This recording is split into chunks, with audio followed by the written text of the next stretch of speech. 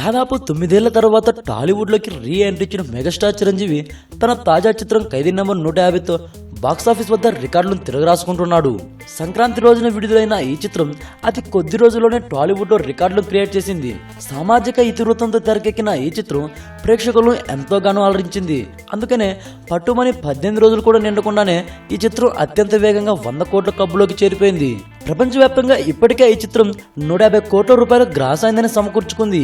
టాలీవుడ్లో రారాజుగా ముద్ర వేసుకున్న చిరంజీవి తన రీ ఎంట్రీతో మరోమారు బాక్సాఫీస్ వద్ద తన ఆధిపత్యాన్ని కొనసాగిస్తున్నాడు. ఈ జనరేషన్ హీరోలు ఎన్నో రోజులుగా ఎదురు చూస్తున్న భారీ కలెక్షన్ రికార్డులు సైతం మెగా హీరో ఈజీగా అందుకున్నాడు. సౌత్ లో 100 కోట్ల సినిమాలు గతంలోనూ ఉన్న చిరంజీవి ఓ అరుదైన ఘనతను సొంతం చేసుకున్నాడు.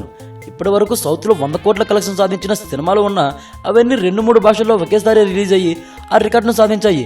కానీ కేవలం ఒక్క భాషలోనే రిలీజ్ అయ్యి 100 కోట్ల క్లబ్లో చేరిన ఈ సినిమా మాత్రం చాలా అరుదు లాంటిది. అరుదైన రికార్డును తన ఖాతాలో వేసుకున్నాడు మెగాస్టార్ చిరంజీవి. ఈ వీడియోపై మీ విలువైన కామెంట్స్ ని మాతో షేర్ చేసుకోండి. అండ్ ఇంకో విషయం, సబ్స్క్రైబ్ చేయడం మర్చిపోకండి.